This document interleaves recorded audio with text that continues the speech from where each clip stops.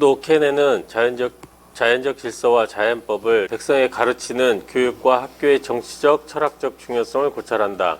군주의 내각과 법을 집행하는 사법부는 반드시 국민의 부의 연간 재생산에 대한 실정법의 효과에 관해 충분히 알고 자연의 이러한 작용에 대한 효과의 관점에서 새 법을 평가해야 한다. 이 효과가 국민의 윤리적 몸체, 말하자면 백성의 사고하는 부분 사이에 일반적으로 알려지는 것도 필수적이다. 그렇다면 정부의 첫 번째 정치적 제도는 이 학문을 가르치는 학교의 설치일 것이다. 그런데 중국을 제외한 모든 왕국은 정부의 토대인 이 채비의 필수성에 대해 무지하다. 학교가 없다는 이야기지. 중국을 제외하고는. 조선을 몰라서 조선을 포함시켜야 되는데 조선, 월남 다 세 나라는 다 학교가 철저히 갖춰져 있었고 조선이 중국보다 더 완벽했다. 조선 학교가. 자. 세계에서 유일하게 중국만이 교육, 학교 제도를 일반화했다는 것이다. 훗날 프랑스에서 중국의 국민 평등 교육은 케네를 통해 튀르고로 전해져 도입이 시도되고 이것이 콩도르스에게 전수되어 프랑스 혁명정부의 혁명적 조치로 구현된다. 그리고 케네는 중국 교육 제도를 모델로 사고한 끝에 지식의 국민적 확산을 폭정에 대한 유일한 방비책으로 제시한다. 자, 그러면 앞에서 폭정에 대해서 배운 백성들이 유일한 방비책이라고 생각한 제퍼슨이나 생각이 똑같은데 어디서 훔쳐온 것 같아? 케네에서 읽어서 갖고 온 거라고 봐야 돼요. 달리 해석할 길이 없다고. 자. 자연법에 대한 명백하고 광범한 지식은 이 신적 법률들의 권위를 국민의 수장이 확정된 권위의 토대로 취함으로써 국가의 헌법을 불변적으로 확립할 수 있는 의지들의 이러한 일치를 위한 본질적인 조건이다. 왜냐하면 각 파트너가 그의 책임을 아는 것은 본질적으로 중요하기 때문이다. 모든 계급의 시민들이 치자와 국민에게 가장 이로운 법의 질서를 명백하게 알고 확실하게 지적해내기에 충분한 계몽이 갖춰진 정부에서 국가의 군사적 지원으로 노골적으로 악을 위해 악을 행하고 국민에 의해 만장일치로 인정되고 존중되는 사회의 자연적 헌법을 전복하는 것을 감행하고 어떤 그럴듯한 이유도 없이 공포와 혐오만을 일으키고 불가항력적이고 위험한 일반적 저항을 초래할 수 있는 폭군적 행동에 몸바칠 전제군주가 있겠는가. 제퍼슨은 국민의 일반적 지식을 폭정에 대해 미국 민주공화국을 지키는 최후의 부르로 본 자신의 공화제적 교육관을 케네의 이 논지로부터 도출했음이 틀림없다. 제퍼슨이 르꽁트, 듀알드, 케네 등의 여러 저서로부터 중국의 교육, 학교 제도를 직접 리메이크했는지, 밀턴의 교육론을 통해 간접적으로 리메이크했는지, 또는 두 갈래의 논의로부터 종합적으로 리메이크했는지 밝힐 수 없다. 그러나 시대적 전후 상황과 주변의 사회적 흐름을 보면 마지막 유형의 리메이크가 가장 그럴싸한 것으로 보인다. 가령 벤자민 프랭클린도 한 청소년 교육 관련 팸플릿에서 로크의 교육론 논고 등과 함께 밀턴의 교육론을 근거로 제시하고 있기 때문이다. 그러나 보통 교육이 아니라 귀족과 빈민의 신분 차별 교육을 제창한 로크는 제퍼슨에 의해 멀찌감치 제쳐졌을 것이다.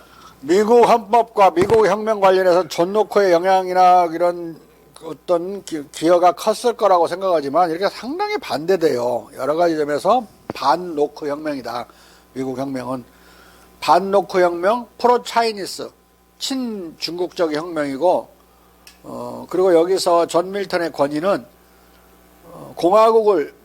민주공화국을 세우자고 하는 그 사상의 핵심은 존 밀턴으로부터 왔기 때문에 존 밀턴의 공화국으로 가는 가장 손쉬운 길이라는 그 사람의 논문 팜플렛이 미국에 가장 유행하는 권위로운 책자였다고 봐야 돼요. 실제로 프랭클린도 인용하고 이렇게 제퍼슨도 인용하니까 국부들이 중시한 문건이죠. 밀턴의 문건이. 자. 아무튼 분명한 것은 각종 중국 관련 서적과 밀턴의 저작에 나름대로 정통한 제퍼슨에 의해 기한된 지식의 더 일반적인 확산을 위한 법안의 3단계 학교 제도와 탈종교적, 세속적 교육 구상이 궁극적으로 학숙, 향교, 대학의 3단계 학교 제도에 기초한 중국의 세속적 공립 교육 제도의 리메이크라는 사실이다. 그러나 중국 학교 제도의 영향을 고려치 않는 논자들은 제퍼슨의 교육, 학교론의 출처를 뉴 잉글랜드의 신학교로 말했다가 칼뱅주의자 존 녹스라고 말하기도 하는 등 오락가락한다. 메릴 피터슨이 바로 그런 유형의 추정을 하며 거듭 말을 바꾼다. 피터슨이 밑바닥의 보통학교로부터 정상의 대학에 이르는 완전하고 통합된 교육체계라고 말한 것은 3단계 학교 제도를 말한다. 아무튼 피터슨은 제퍼슨의 교육 학교론의 선례를 뉴 잉글랜드의 신학교에서 구했다가 곧바로 이것을 내버리고 녹수의 훈육의 책을 끌어댔다가 결국 제퍼슨의 독립적 생산물로 결론짓고 있다. 이게 지금 피터슨이 제퍼슨 전기 작가로서는 가장 유명한 사람이고 가장 잘한다고 정통한 사람으로 알려져 있는 사람인데 이렇게 엉터리예요. 공자와 중국의 영향과 또는 밀턴의 영향이나 또는 그 계몽주의자의 영향의 책을 안 읽으니까 얼마나 일천원인지 알겠죠. 안 읽으니까 이 사상의 단초를 알 수가 없는 거야. 여기다 잡았다가 아니네. 아니네. 아니네. 뭐야 도대체 입장이. 공부를 조금 하고 뒤지게 많이 한 척 책 쓰고 그러니까 난 지금까지 존 롤스를 포함하여 하버마스까지 다 나보다 책 많이 읽은 놈이 없어. 그런 놈들도 보면. 왜냐면 지가 안 읽었다고 막 하거든. 존 롤스 같은 경우는 정의의 이론에서 자기 데이비드 휴 안 읽었는데 남이 요약한 걸 인용하면 이렇다라고 말을 하잖아. 그 지가 안 읽었다고 말을 해. 그런 건 내가 닳고 읽은 것들인데 그것만이 아니라 거의 내가 읽은 건 3분의 1도 안 되는 것 같아. 하버마스도 그렇고 그 롤스도 그러고. 한번 내가 입장에서 보면 가짠치. 네? 그만해 하버마스 이제. 알았어?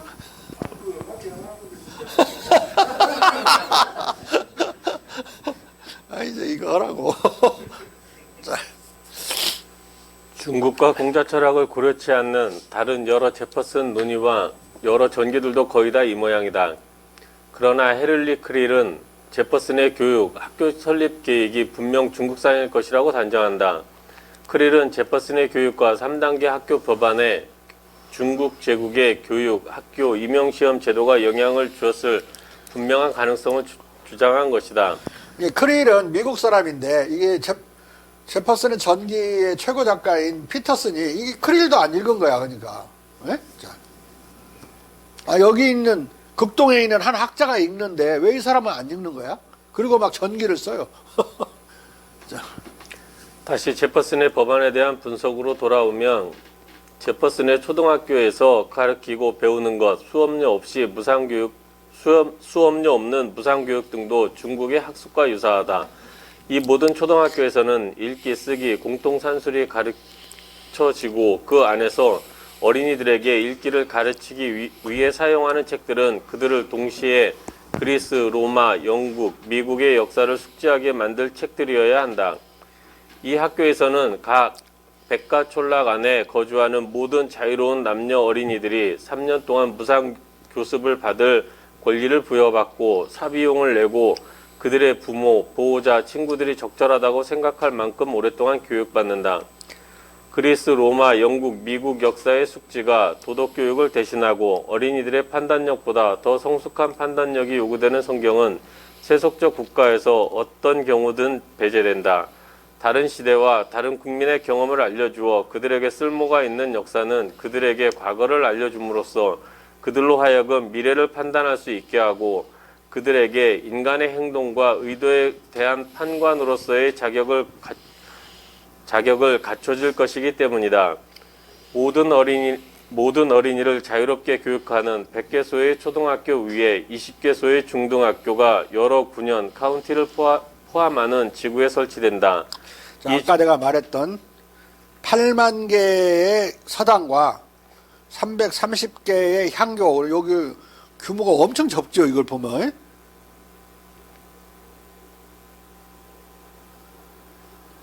자, 여러 카운티를 포함하는 것에 이렇게 설치되니까, 물론 조지아주 전체를 말하는 게 아니고, 조지아주 전체는 이보다 훨씬 많겠죠. 한 디스트릭트 지구, 교육 지구에 이렇게 된다 이거예요. 자. 이 중등학교도 공립학교이지만 수업료와 숙식비를 학생들이 자비로 내야 한다. 장학생으로 선발된 60, 70명의 학생은 예외다. 이들에게는 국가 장학금이 지급된다. 이들을 선발하고 낙제자를 탈락시키기 위한 순시 임금이 중국의 교육제도에서처럼 실시된다. 순시 임금, 수시 임금, 순시. 조선과 중국은 전원 무상인데 장학생만 무상인 거니까 돈 타령 지금 하고 있는 거예요. 그만큼 경제적으로 취약했던 거지, 미국이 출발할 때. 자. 언급된 중등학교에서 학력 검증을 위한 순시 임금은 맑으면 9월의 마지막 월요일에, 맑지 않으면 일요일을 제외한 다음 맑은 날에 매년 실시되어야 한다. 이 학교에서 언급된 감독관들의 지명에 의해 여기로 보내진 소년들의 3분의 1은 1년만 그곳에서 배우는데 가장 공들인 시험과 조사에 의해 가장 전망이 없는 재능과 성향을 가진 것으로 생각되는 소년들이면 장학생의 지위가 끝나고 2년간 그곳에서 배웠어야 할 소년들 중 모든 소년들은 재능과 성향에서 가장 훌륭한 소년들의 경우를 제외하고 종료된다. 이 최선의 소년들은 공공기금을 바탕으로 자유로이 4년을 더 학업을 지속하고 그때부터 줄곧 최상급생으로 간주된다. 말하자면 중등학생들 중 3분의 1은 첫 1년 교육 후 제거되고 나머지 2년 뒤에 제거되고 각 학교의 가장 훌륭한 학생들은 남아 4년을 더 배운다.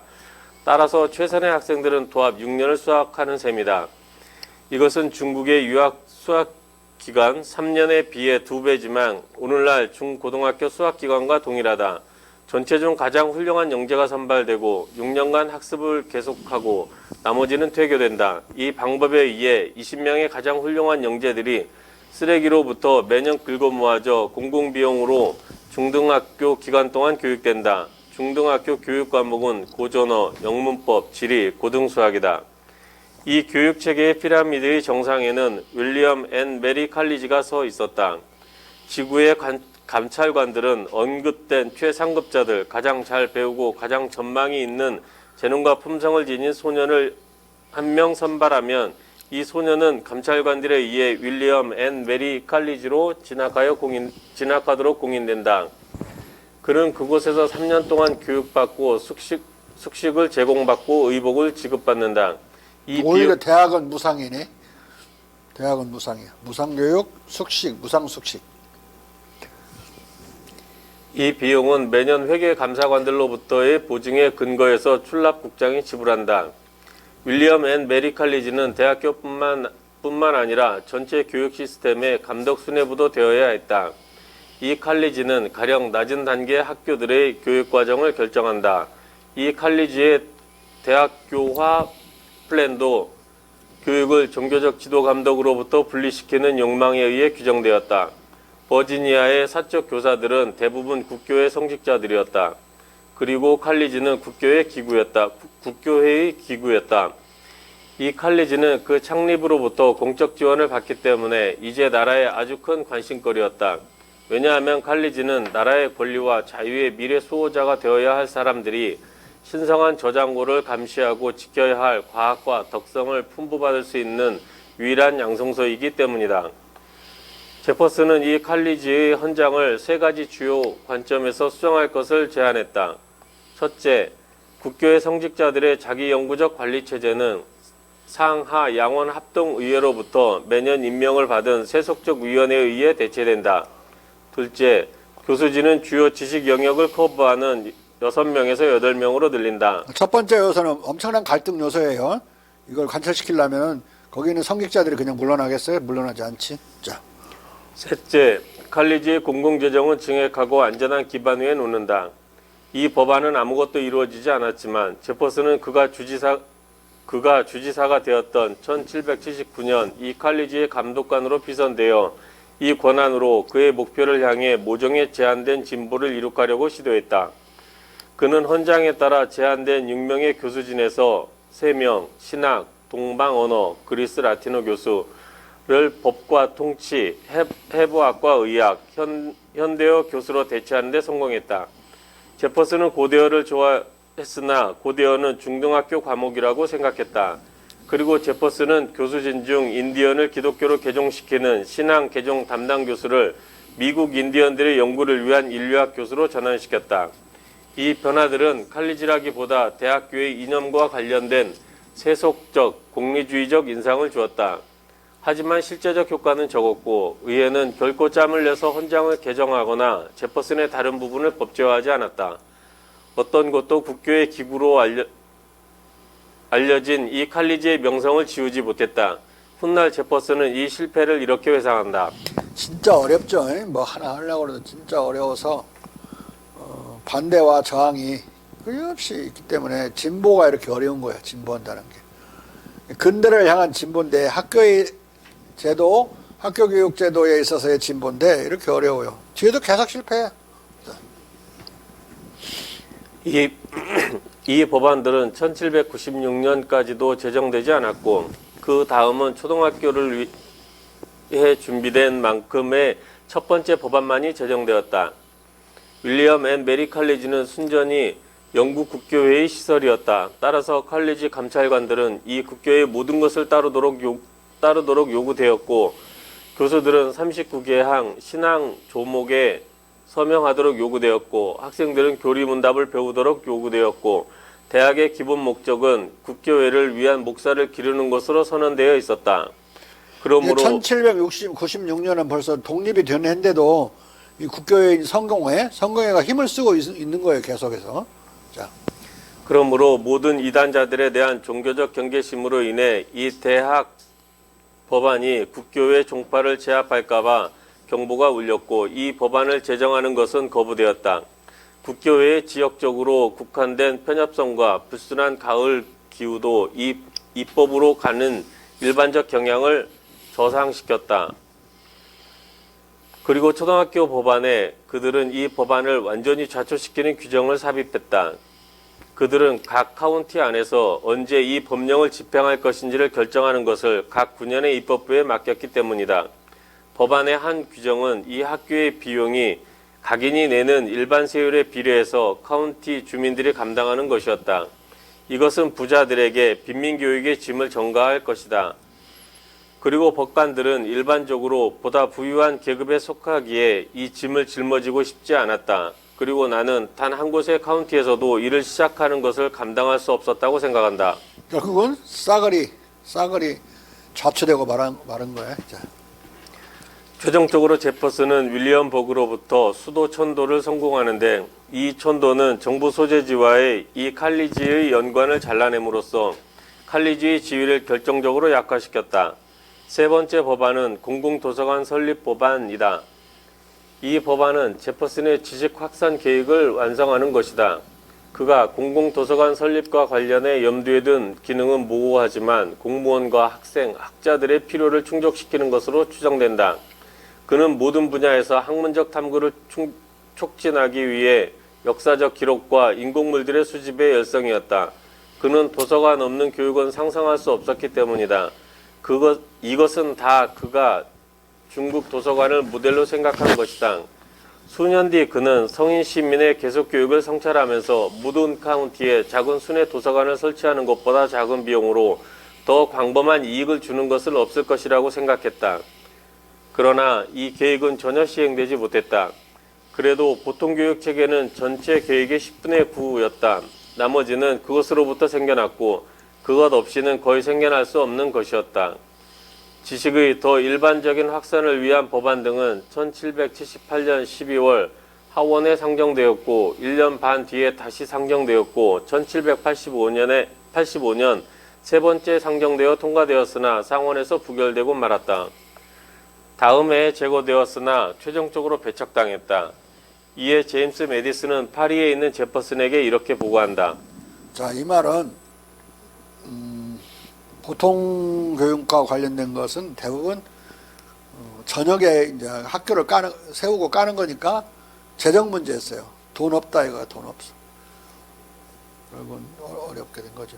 근데 그런 돈 없는 걸 따져가지고 생각한다면 조선이나 중국은 전국에 서당을 깔았는데 조선에 3만 개가 8만 개가 넘었는데 어마어마한 일이죠. 이 시대에 비교한다면 정조가 살아서 움직일 때가 지금 제퍼슨이 움직일 때랑 똑같은 시기야. 예? 근데 그때는 학교가 완벽화되어 있었는데 3단계 학교가 다 완벽화되어 있었다고. 이 주제에 관한 체계적 법규의 필요성은 이구동성으로 인정되었습니다. 이 특별한 법규에 대한 반대는 1. 인민의 감당 능력을 초과하는 것으로 얘기되는 비용. 일이 비용이지, 비용 문제. 자, 2. 나라의 현재 긴축 상황에서 그것을 집행하는 것의 어려움. 다시 긴축 문제니까 또 경제 문제, 경비 문제 다시. 3. 서부 구성원들에 의해 주장되는 구역의 불평등이었습니다. 마지막의 반대는 거의 중요치 않고 토론의 초기 단계에서 밀어붙이면 쉽사리 제거될 수 있습니다. 법안은 이제 법개정위원회에서 마지막 세 번째 것은 부자들이 돈 안 내려고 자기들한테 또 비례적으로 많이 얹히니까 그런 건데 그건 힘으로 밀어붙이면 제거될 수 있는데 첫 번째와 두 번째 문제는 이제 간단한 게 아니죠. 자. 법안은 이제 법개정위원회에서 통과되지 못한 다른 법안들과 동일한 기반에 달려 있습니다. 반대 의견들은 당장의 비상 상황 때문에 버지니아의 미래 비전을 포기한 것이다. 미래 비전을 포기하지 않기 위해서 허리띠를 졸라매서라도 굶으면서도 학교를 보내는 그런 조선의 DNA 정신이 없는 거지. 이렇게 되면 계속 비용 핑계 되니까. 가난하면 언제 배워? 가난한 때 배워야 배우지. 가난을 벗어나지. 자, 버지니아는 가난했다. 그러나 버지니아는 인민의 교육이 없다면 더 가난해질 판이었다. 계획은 버지니아주의 대부분의 지역에서 실행 불가능했다. 각 백가 촌락은 기껏해야 5, 6평방마일의 면적을 커버하는 것으로 상정되었지만 많은 지역은 주민이 아주 희소했다. 하지만 법안은 이 문제를 고려하여 수정되었을 수 있다. 하지만 교육계획은 사회의 깊숙한 곳에까지 영향을 미치고 수많은 민감한 문제들을 터치했기 때문에 다른 반대들도 제기되었다. 성직자들은 일반적으로 이 계획의 세속주의를 불신한 반면 특히 종교와 완전히 교제를 분리시키려고 이 세속주의인데 이게 마음에 안 드는 거야. 이 성직자들은 그냥 자꾸 다른 핑계를 대가지고 자초시켜버리고 싶은. 성직자들은 일반적으로 이 계획의 세속주의를 불신한 반면 특히 장로교는 초등 중등학교에 대한 관리권을 윌리엄 앤 메리 칼리지에 주는 것에 반대했다. 그리고 법안은 잠재적으로 새로운 지역 행정관리들, 학교를 관리하고 빈민규율, 납세행정 등 다른 의무들을 수행하는 교육감독관, 교장 등을 창출함으로써 카운티 의회들의 지위와 기능을 위협했다. 학교의 재정을 마련하기 위한 과세는 유산계급에게 가장 무거운 부담을 주고 순수한 이기적 관점에서 부자들은 빈민교육에 돈을 내는데 아무런 관심이 없었다. 이후에 어쨌든 제퍼슨에게는 전율적 실망을 안겨주었다. 그는 법안의 좌초가 거의 분명해진 1786년 8월 시점에 조지 위스에게 교육법안의 민주공화국적 중요성을 강조하는 호소의 말을 써 보낸다. 나는 우리의 전 법전에서 단연 가장 중요한 법안이 인민들 사이에 지식을 확산시키는 법안이라고 생각합니다. 자유와 행복의 보전을 위해서 다른 어떤 확실한 기초도 강구될 수 없습니다. 누군가 왕, 귀족, 성직자들이 공공행복의 훌륭한 보존자라고 생각한다면 이렇게 생각하는 자들을 여기 파리로 보내시오. 이것이 그들을 그 어리석음으로부터 치유해주는 우주 안에서 가장 좋은 학교입니다. 이 말은 무슨 말이냐. 파리에서 와서 그 귀족들이 어떻게 타락해서 살고 있고 귀족의 아들들이 어떻게 타락해서 매운꿀이나 드나들고 술이나 처먹고 도박이나 하는지 그걸 보여주면 그 교육 일반적인 확산을 하는데 관심을 가질 것이다. 안 그러면은 뭐 귀족들 식으로 가난한 일반적인 백성과 무식하고 가난한 백성과 지금 버지니아 상태에서 부자인 소수 집안만 사는 꼴을 계속 고수하게 될 것이다. 파리 와서 보면 그러면 안 된다는 걸 알 것이다. 이런 뜻이 담겨 있어요. 그렇게 생각하는 자들은 여기서 그들 자신의 눈으로 이 불의의 인간들이 인민 대중의 행복을 가로막는 파렴치한 동맹이라는 것을 보게 될 것입니다. 그런 다음 토마스 제퍼슨은 조지 위스에게 아래와 같은 절절한 탄원과 촉구의 말을 쏟아놓는다. 선생, 무지에 대해 십자군 성전을 버리라고 설교하시오. 평민 백성을 교육시키는 법률을 제정하고 개선하시오. 우리나라 사람들로 하여금 백성만이 우리를 이 악덕에 대해 보호해 줄 수 있고 이 목적으로 지출되는 세금은 우리가 백성을 무지 속에 방치하면 우리들 사이에서 일어날 왕, 성직자, 귀족에게 지불되었던 것의 1000분의 1에 불과하다는 것을 우리나라 사람들에게 알게 하시오. 영국 백성들은 여기보다 덜 억압받는 것으로 나는 알고 있습니다. 그러나 그들 사이에서 전제정의 확립을 위한 기초가 그들의 성향 속에 가로놓여 있다는 것은 눈을 반쪽만 떠도 압니다. 귀족성, 부, 화려한 사치는 영국 백성들의 숭배 대상입니다. 영국 백성들은 우리가 미국에서 그들에 대해 생각하는 자유정신의 백성이 아닙니다. 여기서 제퍼슨은 미국 백성과 영국 백성의 성향을 구분하며 미국 백성을 교육시켜 영국 백성과 단절적으로 다른 신대륙의 신민을 만들어야 한다고 역설하고 있다. 십자군 성전이라는 말까지 입에 담는 것을 보면 이 백성 교육 문제에서 그의 심지가 얼마나 간절한지 보여진다. 결론적으로 초중등학교 설립 법안, 대학 개조 법안, 도서관 법안 등 제퍼슨의 3대 지식 확산 법안은 모두 좌초되고 말았다. 그러나 제퍼슨은 이 교육학교 법안이 민주공화국의 기둥이라고 생각했기 때문에 이 법안을 잊지 않고 그 실현을 평생 노력한다. 30년 뒤 이 법안의 법제화가 최종적으로 좌초한 시점 1787년으로부터 치면 17년 뒤 제퍼슨은 제2기 대통령 재직 시절에 1806년 제6차 연두교서에서 헌법을 개정해서 국가교육기관을 도입할 것을 촉구한다. 부자들의 애국심은 공교육, 도로, 강, 운하의 커다란 목적들보다 그리고 연방 권력의 제도적 세목 열거에 뭔가를 보태기에 적합하다고 생각될 수 있는 다른 공적 개량 사업들의 커다란 목적들보다 외제 사치품의 계속적 사용과 탐닉을 확실히 더 좋아할 것입니다. 이러한 작업들에 의해 새로운 소통, 교통 채널이 국가들 간에 열릴 것입니다. 분리선은 사라지고 이 분리선의 이해관계는 그 정체가 확인될 것이고 분리선들의 통합은 새롭고 해체될 수 없는 연결고리에 의해 접합될 것입니다. 여기서 교육은 통상적 교육 분야들을 사기업의 소라기에서 빼앗아 올 것을 제한하기 위해서가 아니라 공공기구만이 비록 희소하게 요구되더라도 원안을 완결하는 데 필요한 저 학문들을 공급할 수 있기 때문에 공적 배려의 항목들의 한복판에 놓여 있습니다. 학문적 원안의 모든 부분들은 나라의 향상에 기여하고 그중 어느 부분들은 나라의 보존에 기여합니다. 이 주제는 지금 하원의 숙려 대상으로 제한되어 있습니다. 왜냐하면 그때까지 승인된다면 양원입법부는 연방 책임의 이러한 확대에 관해 심의할 것이고 법률이 통과되고 다른 절차들이 이 법률의 집행을 위해 만들어지고 필요한 기금은 구할 수 있고 다른 데 쓰이지 않을 것이기 때문입니다. 나는 주들의 동의에 의한 헌법의 개정이 필수적이라고 생각합니다.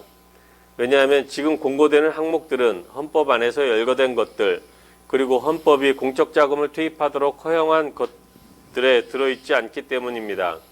국가교육 제도를 당장 숙고하는 것은 특히 이러한 상황에 의해 적절하게 되었습니다. 지금 상황은 하원이 이 제안을 승인해서 이 교육 제도를 토지의 기부의 근거에 창립하는 것을 더 이행 가능한 것으로 생각한다면 필요소득을 산출하기 위해 가장 빠른 것들에 속하는 것들을 이 제도 설립에 부여하는 것이 이제 하원의 권한 안에 들어있는 상황입니다. 물론 공교육제도의 확립을 위한 제퍼슨 대통령의 이 1806년 헌법 개정 제안은 다시 실패한다.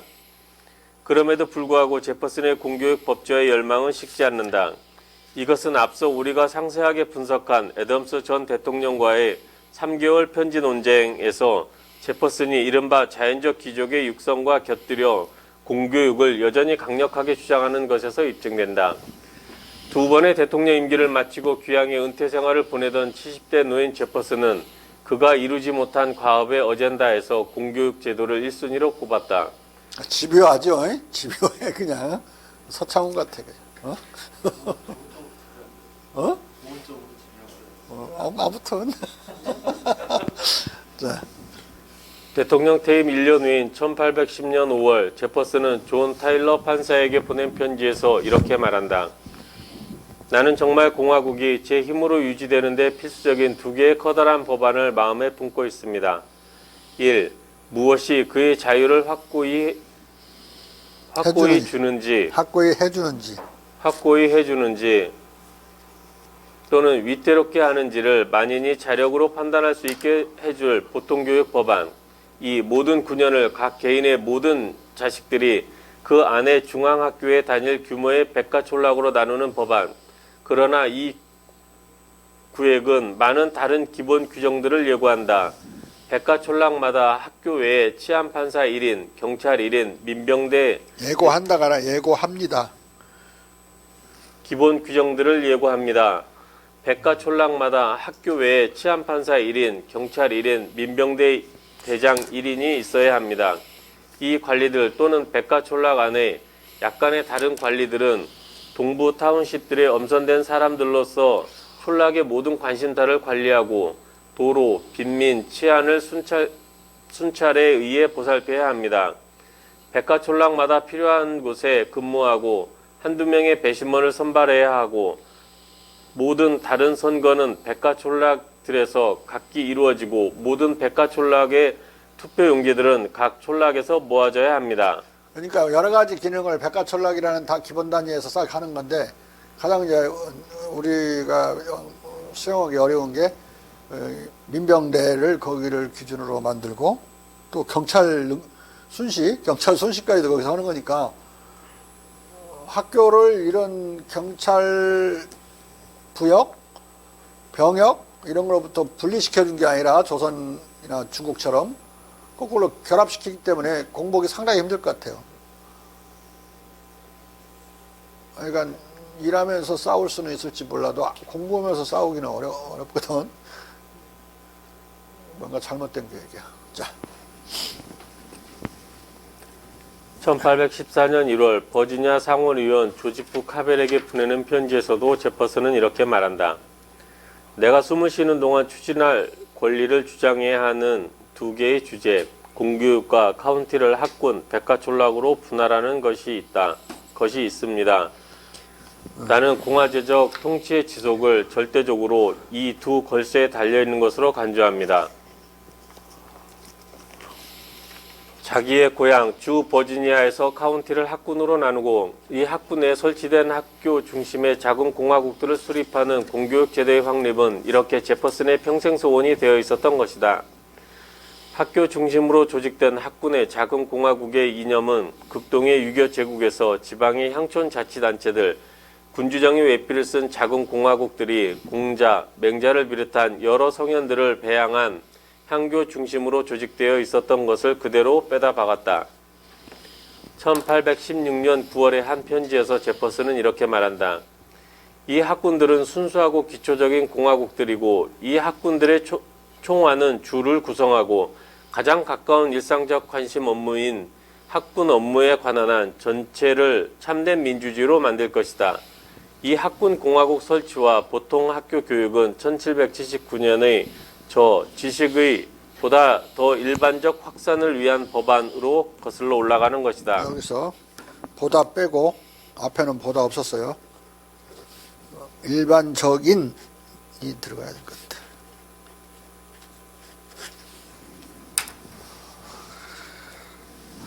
이 학군 공화국 설치와 보통 학교 교육은 1779년에 저 지식의 더 일반적인 확산을 위한 법안으로 거슬러 올라가는 것이다. 제퍼슨은 그의 젊은 시절의 쓰라린 입법 실패에도 불구하고 70대 노인의 노익장으로서 이 보통 교육 법안에서 승리를 쟁취하려고 시도했다. 제퍼슨의 버지니아 대학교 설립.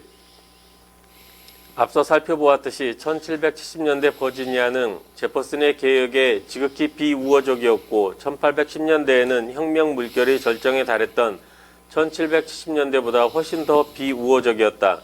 더구나 그는 자신의 고국 버지니아 주에서 전직 대통령으로 공경받았지만 아무런 권력이 없는 비무장 상태였다. 그런데 새로운 개혁운동이 블루리지 산맥 서부에서 일어났다. 제퍼슨은 이 개혁운동에 그의 민주주의 사상의 가장 원대한 진보를 특징짓는 이데올로기와 강령을 제공했지만 이제 이 투쟁대의의 검투사 노릇을 하는 것으로부터는 거리를 취했다. 포괄적 개혁은 그의 영향에 대한 보수적 두려움 때문에 더 이상 이룰 수 없었다. 교육개혁은 그의 서거 이후에야 이루어질 수 있었다. 점진적 노예 해방 계획도 혁명 기간에 공표되었었고 버지니아에 관한 노트 속의 헌정개혁처럼 어젠다의 중요한 항목이었었다. 그러나 제퍼슨은 노예 해방 계획이 성공하기를 바라는 희망을 버렸다. 그는 영원히 그로부터 확실히 모든 힘을 빼앗아 갈 대의에 그의 남은 마지막 수년에 이울어가는 에너지를 소비하고 싶지 않았다. 그리하여 그는 힘들지만 완수가 불가능하지 않은 교육을 성스러운 대의로 삼았다. 1817년 그는 이렇게 쓰고 있다. 나는 세상에서 오직 단 하나의 걱정을 가졌다. 그것은 40년 동안 탄생과 보살핌의 꼬마이고 내가 그것이 제 발로 서는 것을 한 번만 본다면 나는 진실로 그리고 즐겁게 고벨의 노래를 부를 것이다. 이 사람은 하여간 이 교육개혁을 죽을 때까지 그거 실현되기를 바란다면 노래 부른다고까지 했잖아요. 나는 내가 바라는 게 있는데 우리나라 헌정과 관련해서 분권형 대통령제 개헌이 이루어졌으면 좋겠는데 국회의원들을 다 설득했는데도 뭐 이명박가 싫다니까 아무도 못 오더라고. 그다음에 박근혜가 싫다니까 못 하고 노무현은 배신해버리고 공약해놓고는 나중에 우여무여 시켜버리잖아요. 그걸 그 공약 속에 집어넣으라고 얼마나 노무현 공약에 집어넣으라고 애를 썼는데 1년 있다가 뭐 나중에 2년 해보고 책임 총리제 2년 해보고 한다고 1년 있다가 말하더니 개떡이나 안 오고 나중에 지나가니까 다음 대선 1년 남았는데 그때서 원포인트 개헌한다고 4년 중임제로 고친다고 그래. 아니 지금 현재 재왕정 대통령에서 임기를 5년인데 그걸 8년으로 늘려줄 수 있는 그런 개헌을 하는 것은 최악의 개헌이지. 그따위 식의 소리를 하고는. 개헌 공약은 내에 걸었지만은 공약을 빈 공짜 공약으로 만든 게 아니라 국민이 원치 않아서 못했다고 알리바이 만들려고 막판에 제안하고 그냥 치워버린 거예요. 노무현이가. 이 천마지가 그냥. 그러놓고는 여야 합의돼 갖고 다 있어도 대통령이 안 한다고 바라지 않으니까 그냥 끝나더라고 다. 그냥 똑같이 지금 제퍼슨이 갖고 있는 그 소망만큼 나도 강한 게 지금 안보와 외교와 국방은 그것을 전업으로 하는 대통령이 나와야 돼요. 저는 싫어 또 검찰이나 하던 사람이 대통령도 되고 막 그래버리는 게 아니라 국내 문제나 이런 경제 문제 이런 건 전부 총리가 총괄하는 그런 두 개의 분리된 시스템으로 해야 국방도 튼튼해지지. 아무것도 아닌 장사꾼이 이명박 같은 장사꾼이 대통령도 하고 말이야. 어? 그 빼딱한 그 노무현도 대통령하고 자기가 뭐하러 안보에 대해서 단 한 권의 책도 안 읽었을 텐데 안보에 대해서. 서울대 외교학과 강의 하나라도 들었어? 어? 외교 안보 국방은 강의를 한 번이나 전쟁 강의를 한 번이나 들었냐고. 전쟁이 뭔지는 아냐고. 그런 사람들이 막 대통령이 돼요. 그래가지고 가서 막 그 북한 가서 NLL 막 포기하는 사인을 막 해버리고 오고 그냥 어? 그리고 안 했다고 그러고 막 나중에 그 평화 공동 어로 지역을 설정해놓고는 그게 바로 그 북한이 쳐들어오면 바로 서울로 들어오는 데가 거기야. 근데 대단히 위험한 생각들을 지금도 민주당 사람들이 다 가지고 있더만. 안보에 대한 생각이 거의 없어. 이 민주당 사람들은. 이게 안보를 전문으로 해야만 대통령 될 놈들은 그걸 공부를 계속 할 게 아니야. 안보 공부를. 근데 이게 막 슈퍼맨 같은 사람을 요구하는 헌법 체계를 가지고 있잖아. 대통령은 그냥 국내 다리 놓는 것부터 시작해갖고 그냥 뭐 탱크 만드는 것까지 다 해야 되는 그 잘하는 사람이 어딨어. 이게 뭐 슈퍼맨을 요구하는 헌법 체계에서 대통령 뽑아봤자 그럼 100% 실패하는 대통령이 된다고. 슈퍼맨이 아닌데 그냥 보통 사람인데 보통 사람이 슈퍼맨의 임무를 수행할 수 있겠냐고. 그냥 나는 헌법의 권한을 나눠야 된다고 내치와 외치로 국회의원들도 다 동의하고 합의하고 내가 여러 번 강연도 하고 강의도 하고 수없이 해서 가르쳐놨더니 대통령 한 새끼 잘못 뽑으니까 도로목대고 그냥 몇 번을 내가 늙어 죽겠어 지금은 이제. 거의 지금 제퍼슨 처지에 와 있어. 자. 그러나 제퍼슨은 보통교육 계획 때문이 아닐지라도 진정으로 노래를 부를 수 있었다. 그는 비록 그것을 이루는데 다시 실패했지만 그 실패 과정에서 종교로부터 해방된 세속적 대학교 설립의 꿈은 건전해 마침내 실현했기 때문이다. 알다시피 대학교는 피라미드처럼 초등학교로부터 시작되는 포괄적 공교육 체대의 정점으로서 원래 계획의 일부였다. 초등학교와 중고등학교에 기반 없이 꼭대기만 세우는 것은 의심할 바 없이 우행이지만 이것은 버지니아 사람들이 기도한 우행이었고 제퍼슨은 그것이 우행인지 알면서도 기쁘게 받아들였다. 1810 그거라도 할 수 있으니까 그거라도 교육을 위해서라면 뭐든지 하고 싶은데 요거라도 자. 1819년에 인가된 버지니아 대학교는 독립선언문만큼이나 그의 개인적 창조물이었다. 그는 위대한 대학교의 비전에다 그의 삶과 정신, 민주주의, 계몽과 국민의식의 지배적 힘들을 가장 온전하게 쏟아부었다. 이 비전은 실현되기 전에 여러 단계를 거쳤다. 되돌아보면 제퍼슨은 1779년 최초로 윌리엄 앤 메리 칼리지를 세속적 대학으로 탈바꿈시키려 했다가 실패하고 점차 모든 희망을 상실했다. 1794년 그는 제네바 칼리지를 미국으로 이전시키는 스위스 망명객의 제안에 깊은 관심을 가졌었다.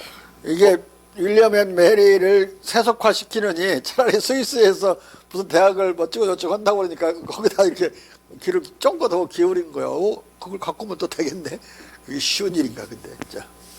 버지니아 주의회가 기회를 놓치자 그는 워싱턴 대통령에게 이것을 권고했다.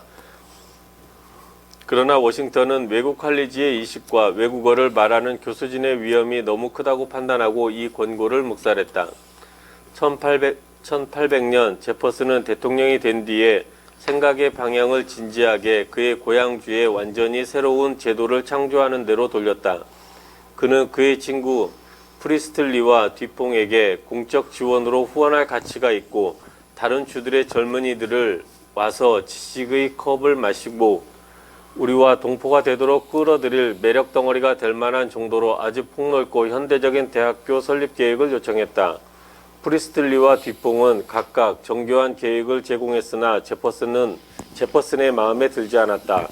이 단계에서 그는 수수하게 시작하되 구상은 크고 정신 서비스 계략에서 국민적 주립대학교를 계획했다. 1805년 1월 그는 리틀턴 테일스웰의 요청으로 4쪽의 대학교 프로스펙트를 작성했다. 조지아, 노스캐롤라이나, 사우스캐롤라이나, 테네시 주에서는 주립대학교가 비록 종이 위에 존재할지라도 이미 설립되었다. 버지니아는 이 움직임에 무심할 수 없었다.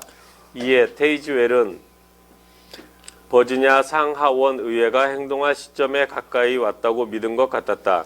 테이즈웰에게 보낸 편지는 버지니아 대학교를 위한 제퍼슨의 계획의 탄생 기록이었다. 그는 그의 구상이 현대성을 강조하면서 고등교육의 재정의만이 아니라 항구적으로 진보하는 시대의 지식에 기여를 건 대학교를 요청했다. 과학은 진보적이다. 2세기 전에 유행했던 것이 지금은 무용지물이 되었다. 가령 윌리엄 앤 메리 칼리지의 교수진의 절반이 그렇다. 지금 유용한 것으로 여겨지는 것은 다른 세기에 그 상당 부분 쓸모없어질 것이다. 많이는 옥스퍼드, 캠브리지, 소르본 등이 시대의 과학에 한두 세기 뒤져 있다는 것을 안다. 그러니까 이 옥스퍼드, 케임브리지, 소르본보다 선진적인 앞서가는 대학을 만들고 싶은 거예요. 그 대신 완전히 과학적인 정신에 의해서 학교를 세우는 거죠. 학문 정신, 종교적인 게 두르지 않게. 자, 제퍼슨은 입법부에 대한 유인책으로 그의 개인 장서 유산을 구상 중의 대학교에 기증했다. 버지니아가 2년이 흐르도록 말이 없자 제퍼슨은 이 방향의 희망을 치우고 1806년 12월 연방 하원에 국립대학교 설립을 공고했다.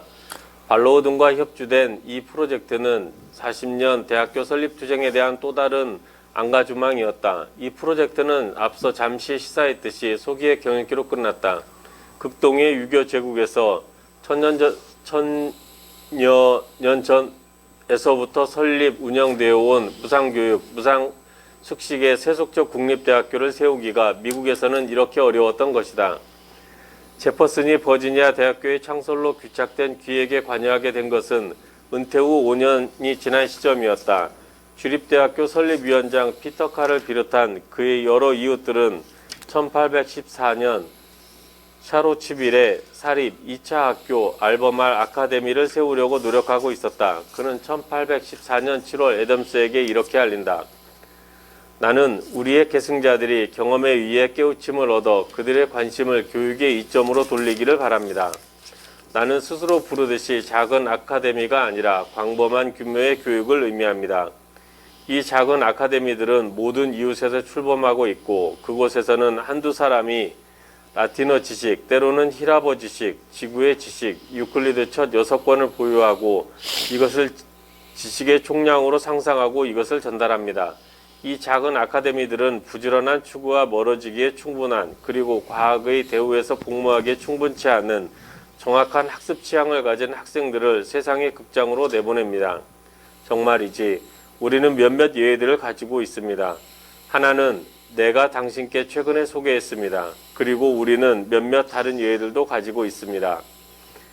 내가 사용하는 어휘들은 일반적 지리들입니다. 나는 유럽에서처럼 오늘날 유용한 모든 과학 분야들을 최고 등급에서 가르치는 교육기관을 설립할 필요성이 마침내 알려지기를 바랍니다. 당신은 당신의 생각을 이러한 교육기관 계획으로 돌린 적이 있습니까? 제퍼슨은 아직 등록도 하지 않은 알버말 아카데미의 위원회에 속하자마자 이것을 칼리지로 다음은 대학교로 상승시키려 시도했다. 1814년 9월 그는 페이퍼 칼리지 알버말 아카데미를 중앙 칼리지로 전환시키는 첫 단계를 시행할 법안을 기한했다. 대통령을 이미 했던 전직 대통령의 어떤 권위, 그 호강을 가지고 자꾸 움직이는데 이게 먹혀 있어서 이미 실권을 상실했는데. 자, 법안은 입법부의 연이은 회기에서 실패했지만 그 실패할 수밖에 없는 거죠. 1816년 2월 마침내 통과되었다. 중앙 칼리지는 알버말에 있는 성공회, 국교의 교회 소속지, 두 곳의 매각, 자발적 기부, 복권 사업 등으로부터 나오는 재원으로 설립되는 비종파적 사립 세미나였다. 하지만 칼리지 원장은 주립대학교로 발전할 때까지 교육 플랜의 자유로운 확대를 규정하고 감독위원회 지명권을 주지사에게 주고 주지사를 당연직 위원으로 삼음으로써 칼리지로부터 지방적 성격을 탈각시켰다. 주지사 윌슨 니콜라스는 메디슨과 몬로를 포함한 제퍼슨의 친구들을 감독위원으로 임명했다. 페이퍼 아카데미가 2년 만에 주립대학교 설계로 전환된 것이다. 그러나 제퍼슨은 대학교 이상의 것을 목표로 했다. 대학교는 1779년의 피라미드식 3단계 학교 설립 법안에서처럼 어디까지나 일반적 공교육 계획의 정점이었다. 그는 칼리지 법안을 전하는 한 서신에서 이 1779년의 원래 법안을 되살려냈다. 초등학교, 중고등학교, 대학교로 이루어진 3단계 학교 설립 방안에서 두 번째 중고등학교는 중등학교와 칼리지의 이 기능을 결합한다. 이 새 법안에서 새로운 점은 야간 국립기술학교 설립 계획이다. 그러나 그는 이것이 버지니아에서 실현 가능성이 없다는 것을 깨닫고 나중의 계획에서는 포기했다. 1815년 제퍼슨은 또 하나의 계획을 수립해서 출판했고 찰스 머스는 이 계획에 기초해서 보통 교육 법안을 기한했다. 이 법안은 버지니아 하원을 통과했으나 상원에서 좌초했다. 그러나 1816년 2월 양원은 학술 기금 관리자들에게 초등학교로부터 대학교를 관통하는 포괄적 교육 계획을 보고할 것을 요청하는 데 의견의 일치를 보았다. 이 기금은 1810년 잡다한 원천들로부터 얻은 공적 소득들을 원칙적으로 빈자들의 교육에 지원하기 위해 설립되었었다. 제퍼슨은 2월 결의에 의해 요청되는 주립대학교를 위해 이 재원을 주시했다. 학술기금이 초등학교 지원으로 들어간다면 대학교나 지구 칼리지를 위해서는 아무것도 남지 않을 것이다. 학술기금의 운명에 관한 입법부의 결정은 버지니아에서의 공교육의 미래를 규정할 판이었다. 제퍼슨은 중앙 칼리지를 주립대학교의 뼈대로서 설립하는 바탕 위에서 전체 교육체제를 기획했다. 니콜라스 주지사는 그에게 동조했고 특히 조지프 카벨은 그의 계획을 받아 대학 설립에 앞장섰다. 카벨은 소위 제퍼슨 주변의 몬티첼로맨의 수장이었다. 1817년 여름 그는 제퍼슨과 상세하게 상의했다. 몬티첼로맨이라는 것은 몬티첼로는 제퍼슨은 저택에 있는 그 동네 이름이에요. 몬티첼로맨이란 제퍼슨맨이란 소리야. 이제 제퍼슨이 대통령을 그만두었음에도 옆에 붙어서 계속 도와주고 뭐 플래닝하고 막 그런 사람이죠. 자. 제퍼슨은 그의 요구에 따라 3단계 교육제도를 위한 법안을 기한했다. 초등학교 설립 법안은 1779년 이래의 통상적 계획에 입각해 있었다. 제퍼슨의 책에는 각 학군 거주자들에 대한 누진세 부과를 통해 이 초등학교를 지원할 것을 요청하면서 학술 기금을 칼리지와 대학교로 돌렸다. 1817년 11월 제퍼슨은 한 서한에서 이 버지니아 대학교 창립 및 일반적 학교 체계 설립과 관련해 이렇게 밝힌 바 있다. 이 시도에는 1778년에 수립한 법안보다 약간 변화되거나 진일보한 내용이 포함되어 있다. 나는 지금 나의 고향주에서 세 측면의 토대 위에서 전반적 교육 시스템을 설립하려는 노력에 전적으로 몰입하고 있습니다. 새 토대는 1. 읽기, 쓰기, 공통산술과 일반 지리에서 완전한 무상의 충분한 교육을 모든 시민들의 자식들에게 제공하는 초등학교이고 2. 고대와 현대의 언어를 위한 산술, 지리, 역사의 고등교육을 위한 칼리지 기관입니다. 이 목적을 위해 버지니아주의 모든 주민들의 하루 말 달리기 거리 안에서 한 개의 칼리지를 두고 초등학교에서 판단의 적성과 발음 품성의 가장 출중한 지표를 보여준 빈민의 자식들 가운데서 엄선된 학생들을 공공비용으로 완전히 교육하는 규정을 추가합니다. 3. 오늘날 유행에 보이는 이 모든 과학 과목을 최고 단계에서 가르치는 대학교입니다.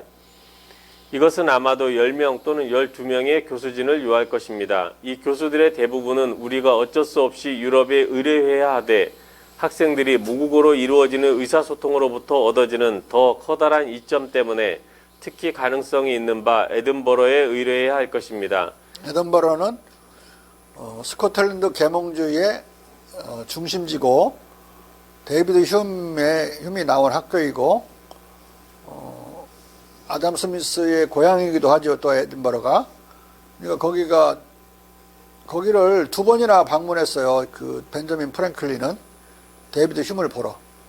그러니까 대단히 여기를 중시하고 그 케임이라는 사람의 책을 읽을 때도 케임도 페인부리 에든버러 사람이었고 에든버러에서 나온 책들을 많이 읽은 거예요. 이 사람도.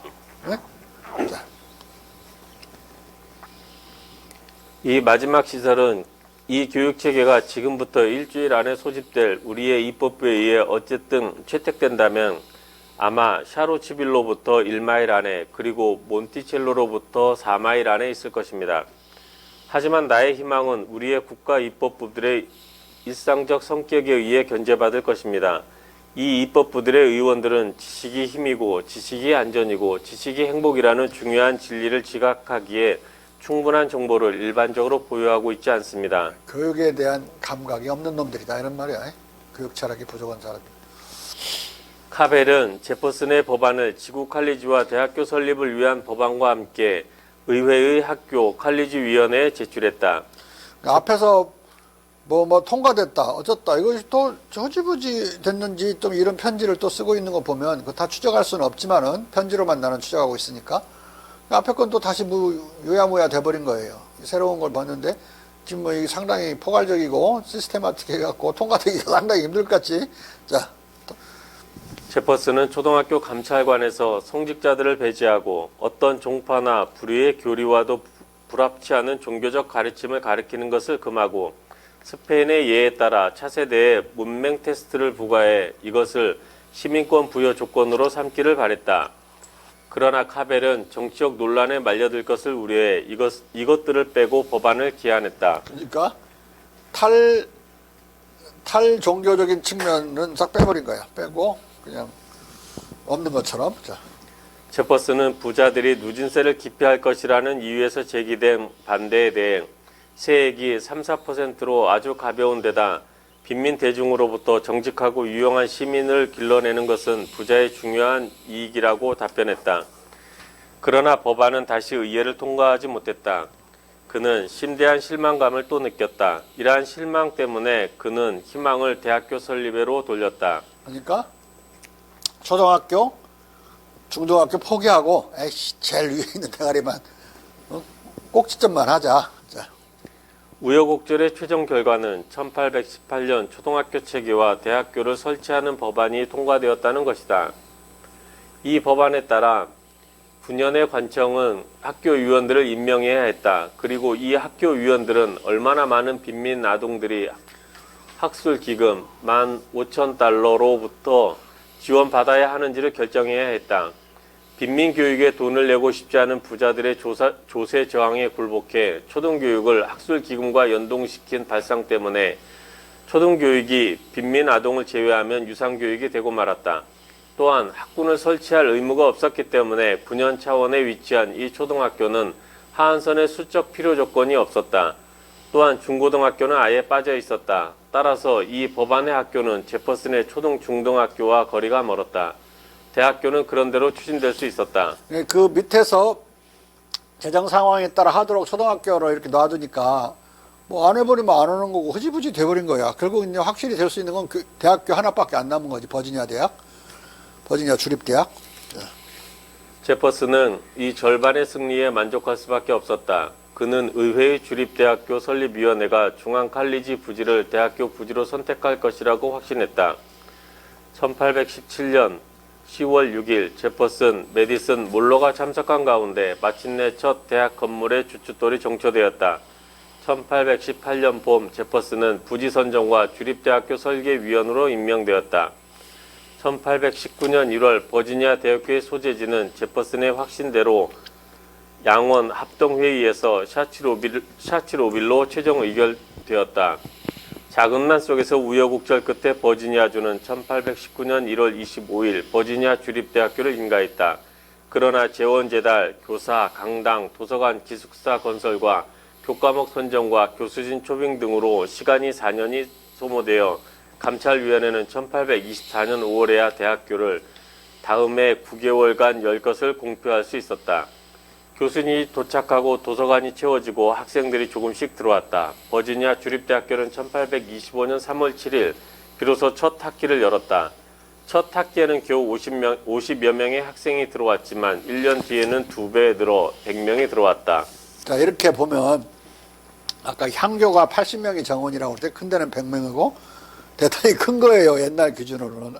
사람 수가 적으니까. 기껏 해봤자 이런 데는 한 40만 명, 50만 명 정도 한 주의 숫자고 이제 이런 상태니까 전체 자유주에 속하는 주들의 인구를 합친 게 100만 안팎이었어요. 위아래. 그러니까 이 향교가 80명이었다? 최저 정원이 그러면 대단히 큰 학교들이라고. 오늘날 기준으로 생각하면 안 돼요. 자. 물론 지금은 이 버지니아 대학교가 방대한 대학교로 발전했다. 제퍼슨의 묘지명은 그의 유언에 따라 독립선언문과 종교적 자유를 위한 버지니아 법령의 저자, 버지니아 대학교의 아버지였다. 버지니아 주립대학교는 오늘날의 대학교들 중에서 유네스코 유산으로 지정된 세계 유일의 대학교가 되었다. 제퍼슨의 근대적 학교 제도 법안의 전위적 성격과 사후적 실현. 아무튼 이 요거 하나라도 어떻게 해서 그다음에 좀 있으면 바로 죽어요 이 사람이. 그러니까 뭐 안타까운 일이지만 요거라도 이런 것을 다행으로 알아야죠. 근데 얼마나 여기를 자랑 찾는지. 버지니아 대학교 아버지라는 걸 자기 묘비명에 짧은 묘비명에 넣으라고 그랬으니까 나름대로 자부심을 크게 가졌던 것 같아요.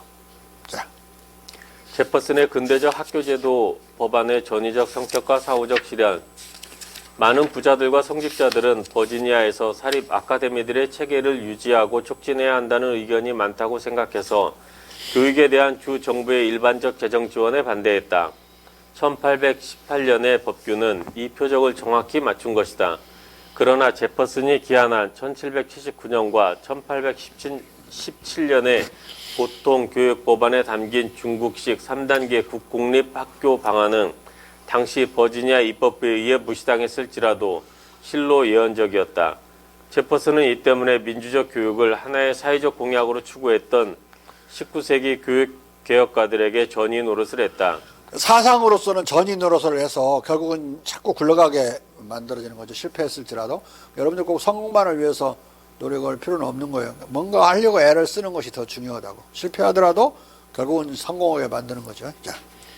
누구나 제퍼슨에게서 보통교육의 개요를 간취했을 뿐만 아니라 19세기와 20세기 초에 보다 우호적인 토양에서라면 얼마든지 싹터 올라 곧 거목으로 자랄 수 있는 근대적 교육 철학의 씨앗들이 그의 교육 이론에 담겼다는 것도 알 수 있었기 때문이다. 가령 존 스미스는 1816년 이렇게 당시 상황과 요구를 논평했다. 내가 권고해야 하는 첫 번째 것은 나중에 교사로 활약할 잘 훈육된 사람들을 적절한 수로 확보할 조치의 즉각성일 것이다. 이들이 첫 단계로 이 특별한 목적을 위해 교육되어야 한다는 것은 내게 명백하다. 왜냐하면 나는 제공될 수 있는 보수를 받고 싶을 적절한 요원들이 여기에서나 다른 곳에서나 마련될 수 없다고 확신하기 때문이다. 이것은 지구 차원의 중고등학교 창립에 대한 권고였다. 또 조 라이스는 1831년 국가가 철저하고 전면적인 공교육 체계를 위한 계획을 법제화해야 한다는 신념을 천명했다. 1829년 버지니아 입법부는 학교 의원들에게 지구 무상학교를 설립할 권한을 부여하고 주민들에게 학교 시설 운영 비용의 5분의 3, 학교 관계자 봉급의 2분의 1 이상을 떠맡도록 하고 학술 기금을 균형 있게 부과할 수 있는 법령을 제정했다. 이것은 제퍼슨 이래 오랫동안 주장되어 온 낯익은 기반이었고 1830년의 학교 위원들의 주도적 주장은 9년의 1796년 주장보다 확실하지 않았다. 그러는 사이에 1830년에 지구 학교법이 통과되었다. 가령 버지니아주의 워싱턴 카운티의 학교 위원들의 위원회는 이 법을 논평하면서 다음 연도를 위한 보고에서 이렇게 토로했다. 본 위원회는 백성들에게 또는 학교 위원들에게 알려진 도덕적 습관을 가진 유자격 교사들을 9년에 공급하기 위한 어떤 양식을 양원회의가 채택하는 것을 일반 교육체계의 성공에 지극히 중요하다고 생각한다. 이 커다랗고 중요한 목적을 시행하기 위해 본 위원회는 교사가 될 표명된 목적들을 위한 학교를 페스탈로치의 계획에 따라 각 카운티에 설치할 것을 공인하는 것이 양원회의 안에서 양책이 아닐지 공손히 제안한다. 1832년 워싱턴 카운티는 1829년의 법령에 따라 설립된 지구 무상학교를 보고했다. 이 보고에 의하면 워싱턴주에서는 1067명의 학생들이 지구 무상학교에 재학 중이었다. 교사의 봉급액 4082달러 중 3167달러는 주민들이 지불했다. 1843년에는 버지니아 군사학교의 모든 국가사관생도들 40명 정원이 2년 이상의 국비 교육에 대한 보상으로 버지니아의 어떤 학교에서 2년 동안 가르치도록 하는 법령이 제정되었다. 그리고 1850년 에모리 앤 헨리 칼리지는 연간 16명의 가난한 유능 학생을 주 장학생으로 칼리지에 받아들임으로써 융자금의 이자를 학술 기금으로부터 내는 것을 허가받았다. 이 주 장학생들로부터는 칼리지 코스를 마치면 적어도 2년 동안 버지니아 안의 초등학교나 칼리지에서 가르친다는 약속을 받았다. 1856년 버지니아 대학교는 유사한 조건으로 매년 50명의 주 장학생을 받아들이도록 공인되었다. 이런 것들이 정상교육을 위한 구질서 아래의 움직임에 있었다. 이런저런 법규 덕택에 교사는 충분히 공급되었다. 이러한 설비와 장치들은 교육을 입법부에 알맞은 주제들의 범위 안으로 더 많이 끌어들이는 효과를 올렸다. 그러나 젊은 여성들은 안중에 없었다. 종종 젊은 남자들은 가르칠 학교를 발견했다. 제퍼슨의 꿈이 일사불란하게 실현된 것은 아니지만 이렇게 한 조각 한 조각 실현되어 가던 중 버지니아 의회는 학술기금 대표와 감독관들에게 이 나라의 백성에게 교육 혜택을 확보하기 위해 그들의 의견에 가장 적합한 보고체계를 보고하라고 명했다. 이 결의에 따라 수년 동안 열띤 활동이 벌어졌고 의회는 1841-42년간 80쪽에 달하는 항의와 제언들을 받았다. 양원의회가 1846년 새로운 교육계획을 법제화했을 때 부지불식간의 커다란 진보가 이룩되었다. 빈민아동 장학생들을 위한 학교들은 부대기구와 함께 보존되었다. 어떤 카운티나 단체든 무상학교를 세우려고 하면 그럴 권한을 부여받고 그렇게 한 뒤에도 무상학교를 포기하고 빈민학교로 돌아갈 수 있었다. 이 무상학교를 위한 세금이 부과되고 어떤 군연이나 단체든 세금을 좋아하지 않으면 이전처럼 학술기금으로부터 그 몫을 인출해서 그것이 허용하는 만큼만 가르칠 수 있었다.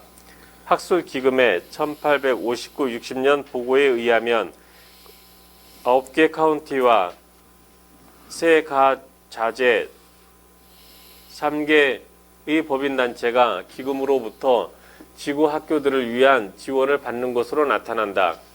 카운티는 1846년 법령에 따라 지구 학교들을 설치했다가 나중에 포기했다.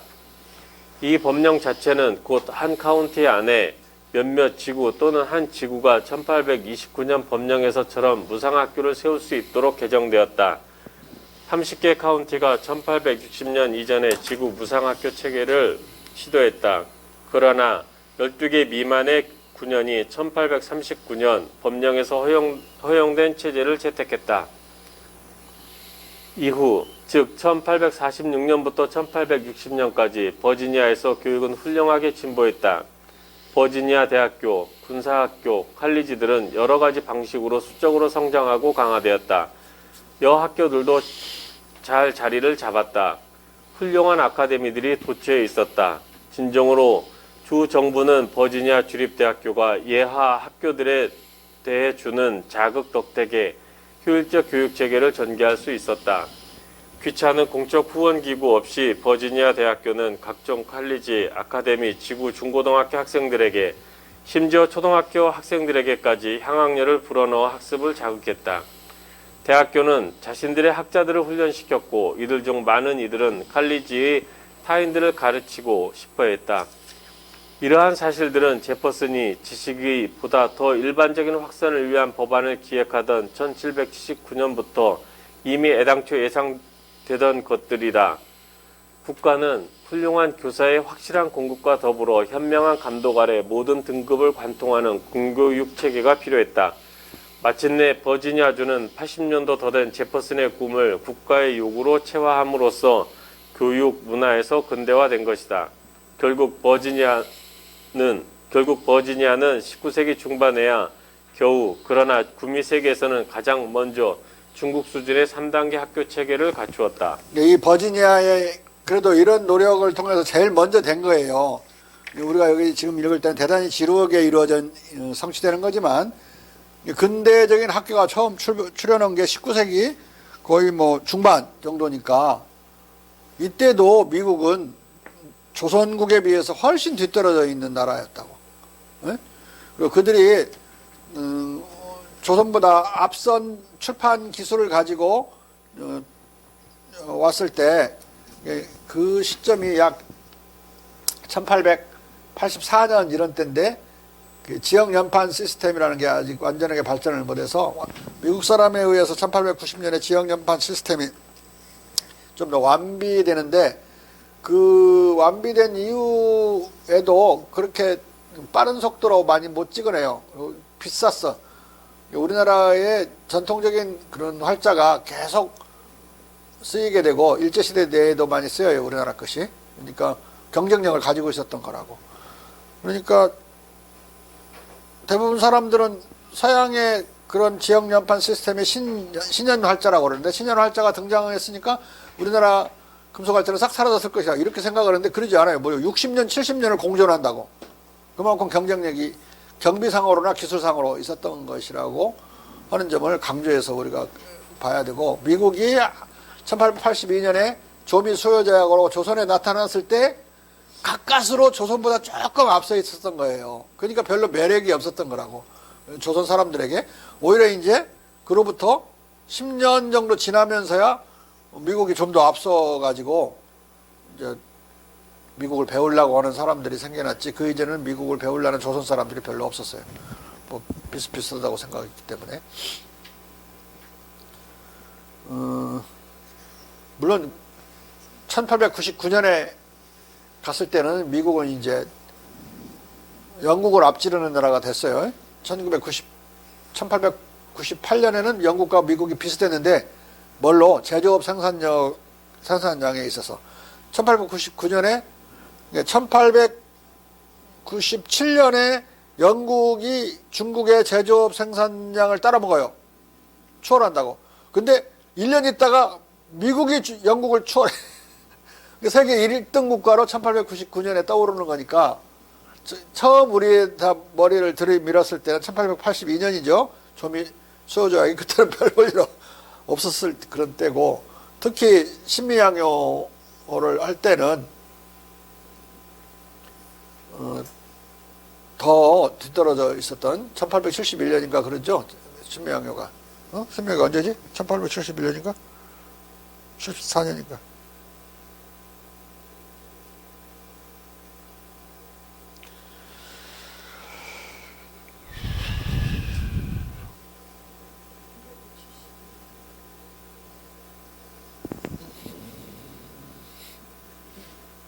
몇 년이요? 71년? 71년이지. 이때는 별 볼 일 없었다고. 그래서 미군의 신미양요 때 전사한 걸 보면은 우리나라 기록에는 우리 조선군이 48명 죽었다고 나오는데 얘네들은 300명 죽었다고. 왜 미군이 뻥쳤을 것이다. 우리나라 사람이 죽었는데 그걸 감출 이유가 없잖아. 다 장사 지내고 제사 지내야 되는데. 그리고 자기들은 10명 죽고 3명만 부상당했다. 거꾸로 3명 죽고 10명만 부상당했다 해놨어. 그러지 않았고, 삼포수들이 있었기 때문에 명사수들이었고, 그들이 그거에 놀래가지고 명사수들을 집중 사격해서 이 삼포수들이 많이 희생돼요. 근데 그들이 그 삼포수들의 존재를 명사수의 사격 실력 때문에 알게 돼가지고 그들의 기록에 타이거 헌터스라고 기록해놨어. 호랑이 사냥꾼들. 타이거 헌터스.